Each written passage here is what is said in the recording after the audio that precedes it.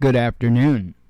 While this is certainly not a surprise, it is definitely a bombshell that was dropped today. As you see, the headlines state in front of you, Biden administration forms a new unit to target domestic terrorists.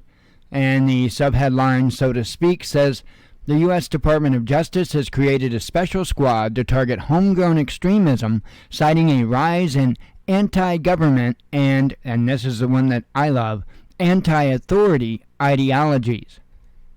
So to go on into the article, says the DOJ is ramping up its effort to combat domestic terrorism, forming a specialized unit to address what it sees as growing threats of attacks from within the American populace. The department already had a counterterrorism section in its National Security Division, but Assistant Attorney General Matthew Olsen told U.S. lawmakers on Tuesday that a new group of lawyers needed to augment our existing approach and ensure that cases are coordinated and handled properly across the country. So let me just kind of break this down. So they already had a counterterrorism group. Okay, and the counterterrorism group went and sought out people that were intending harm. Okay, and let's just be real honest about what's happening here. Now they are changing this existing approach. They're going to augment it, as they say. And let's face it, they're going to look at people that, maybe just want to be left alone?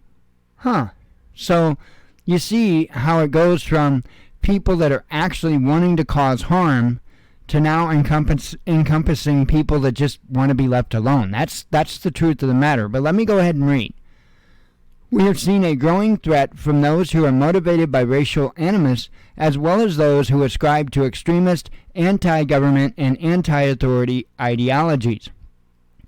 Olsen told members of the Senate Judiciary Committee. He added that the FBI has already more than doubled its number of investigations into domestic terrorism.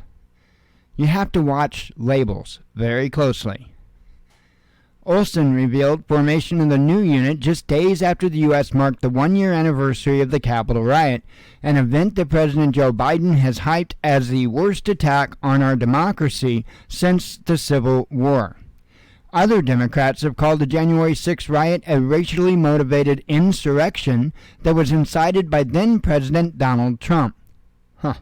No charges of insurrection to date, by the way.